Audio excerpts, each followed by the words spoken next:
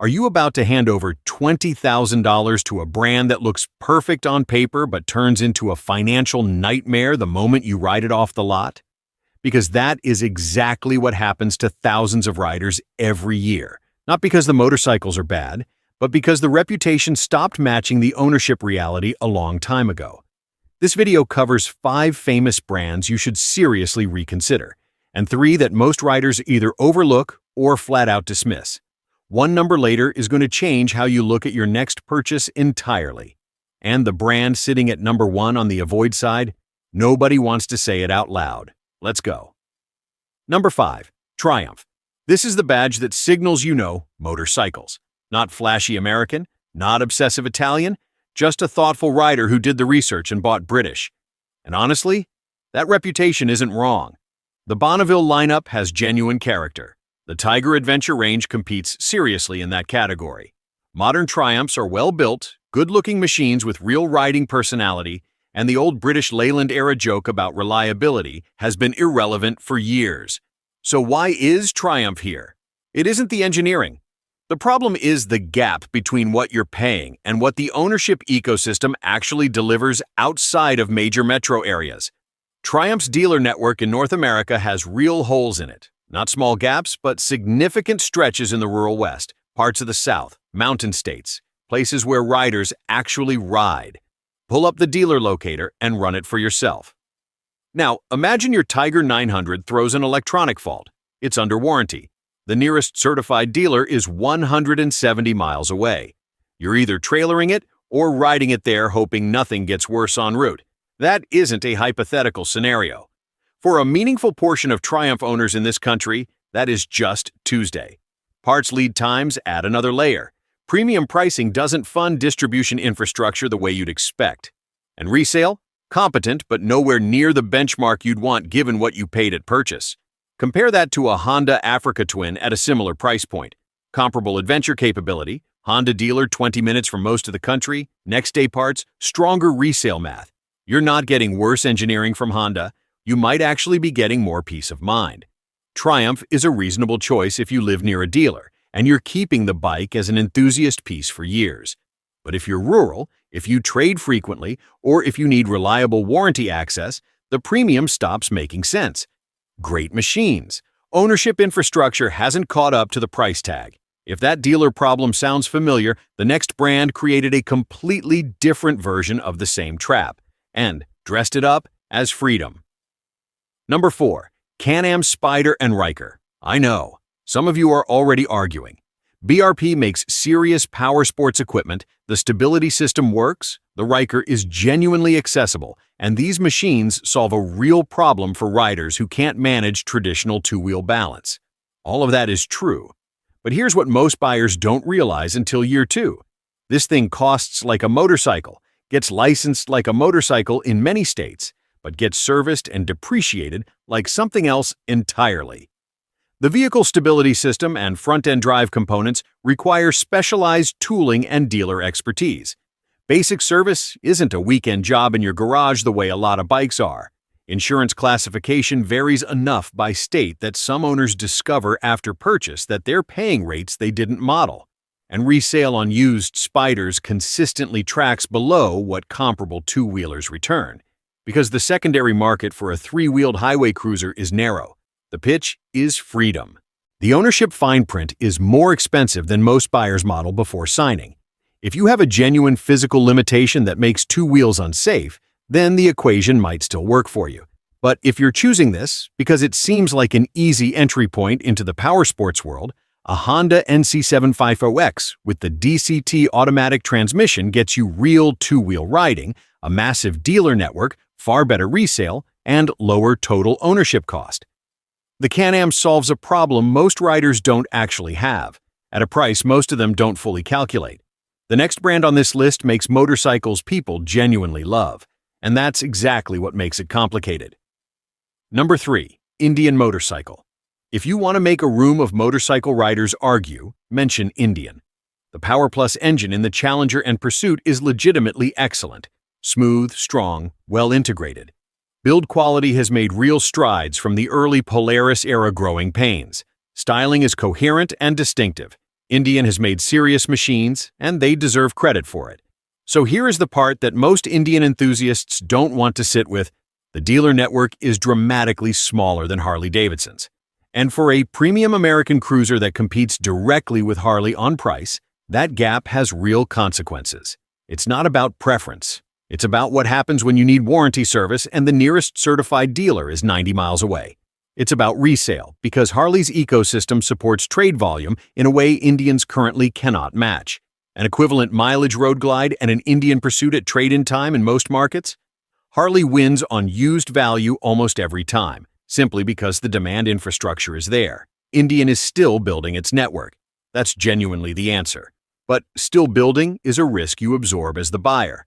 If you're in a major metro area, near one of their stronger dealers, and you plan to hold the bike long-term, Indian makes sense. If you're rural, if you trade every couple of seasons, or if you need the full ownership safety net, you're carrying more exposure than the sticker price reflects. Ironically, Indian's biggest competitor in the used market is the very brand it's trying to dethrone.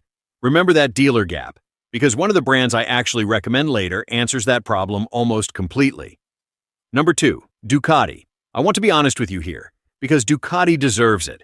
The L-Twin and V4 engines are not marketing. The engineering is real. The electronics package on current models, braking, traction management, suspension, is first-rate. A Panigale is a legitimate world-class sport bike. The Monster and Multistrada have matured into well-rounded machines. If you've never ridden a Ducati, something happens the first time you twist the throttle that is very difficult to explain to someone who hasn't. And yet, the desmodromic valve service is real. It is in the manual, it is not optional, and it consistently catches buyers off guard. Not because Ducati hides it, but because buyers fall in love in the showroom and rationalize the cost until the invoice actually arrives. On many models, that service interval comes around at 15,000 miles or 24 months. Dealer quotes for Desmo service have been published in ranges from $600 into the low thousands depending on the model and market.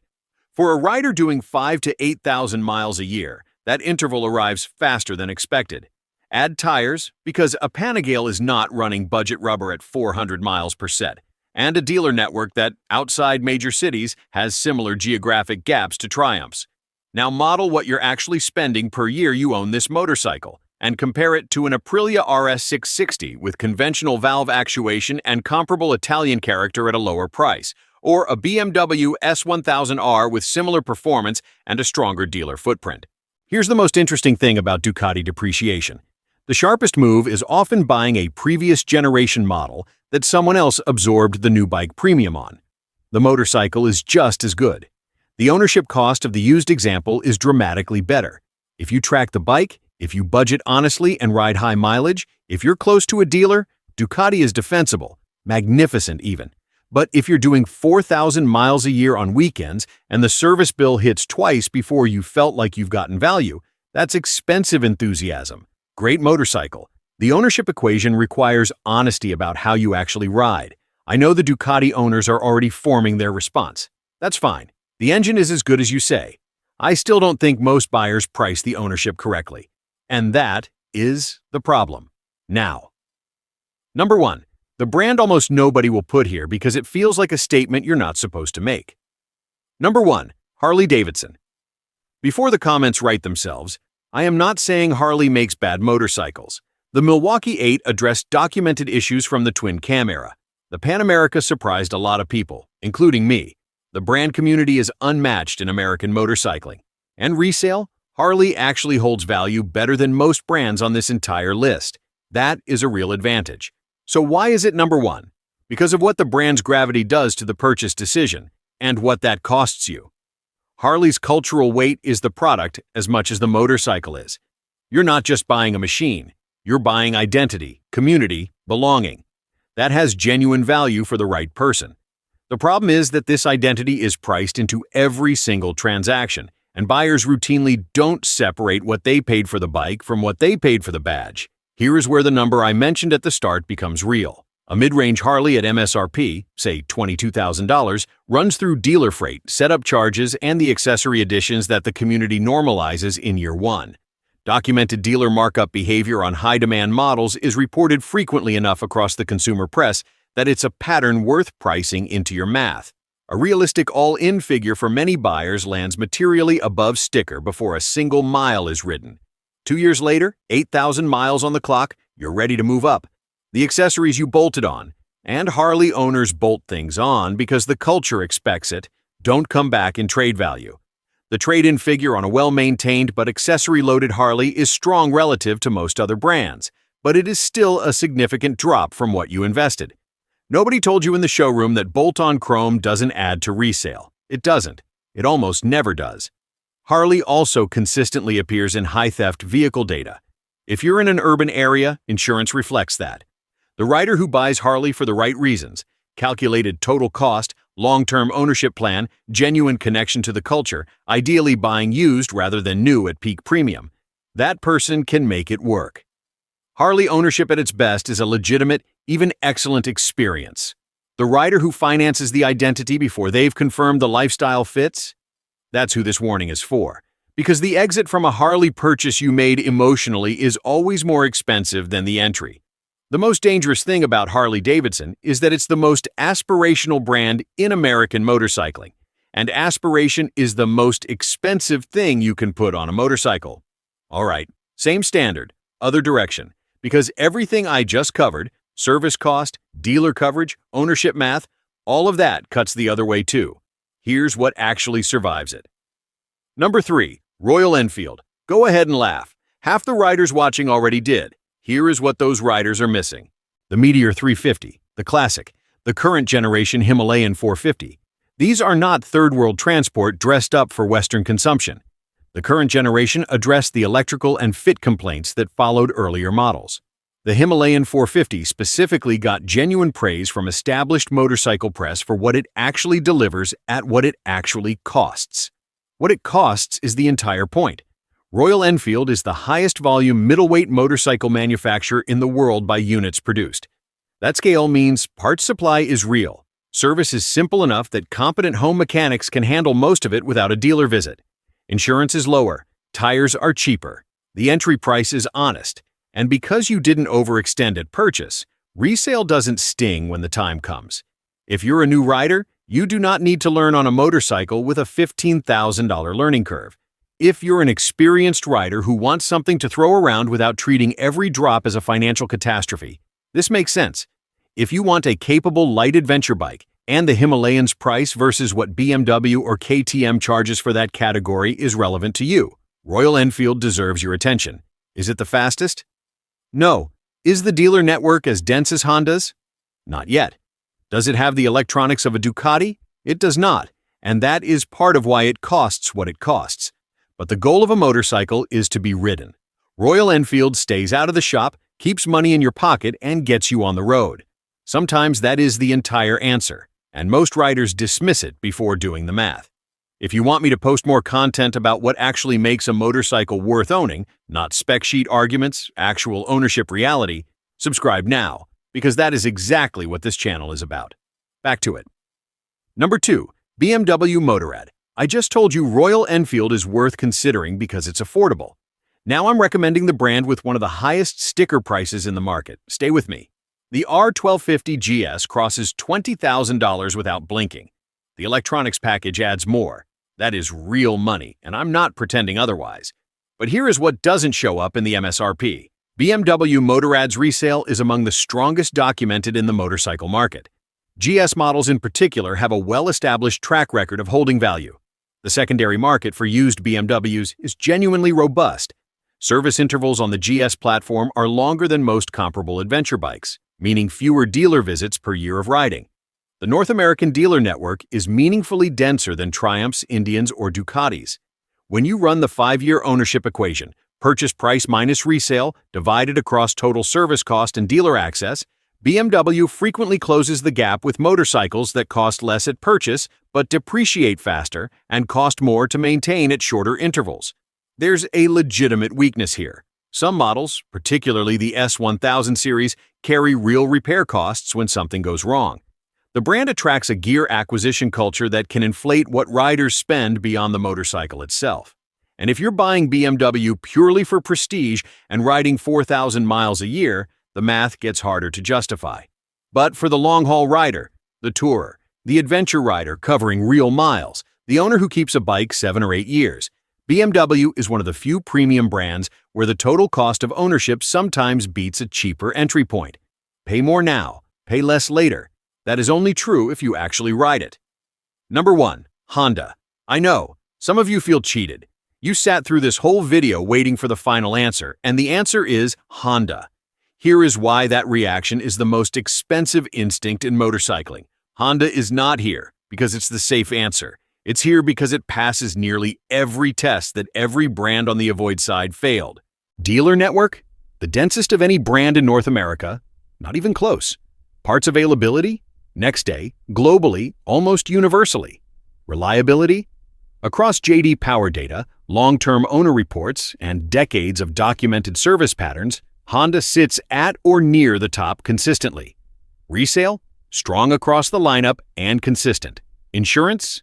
Generally lower due to theft rates and repair cost profiles that reflect what Honda actually is.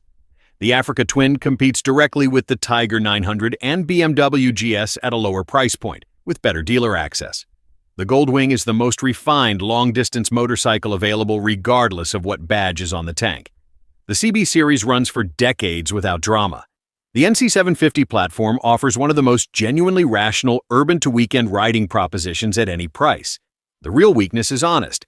Honda does not make your pulse race in the showroom. The styling is functional. The brand does not carry the identity weight of Harley, the exotic appeal of Ducati, or the adventurer signaling of a BMW GS. If you need to feel something special every time you walk into the garage, Honda may leave you cold. But here is the thing. Every dollar you are not spending at the service counter, every riding weekend you are not losing to a parts delay, every trade-in you don't walk away from stunned, that is the Honda ownership experience. It is not loud. It is not romantic. It is relentlessly, almost stubbornly correct. The most expensive motorcycle you can buy is the one you chose for the wrong reasons. The reputation that looked perfect in the showroom. The badge that felt like an identity. The community that welcomed you before the service bills started arriving. Honda is boring the way a well-built house is boring. You only notice it's boring until someone else's roof starts leaking. The best riding advice I can give you, separate what the motorcycle makes you feel in the showroom from what it costs you to own it for 3 years. Those are two different numbers, and for most of the brands on the avoid side, the gap between them is where the money goes. Which brand on this list did I get wrong? And which one taught you the most expensive lesson? Tell me below, because the comment section on this one is going to be worth reading.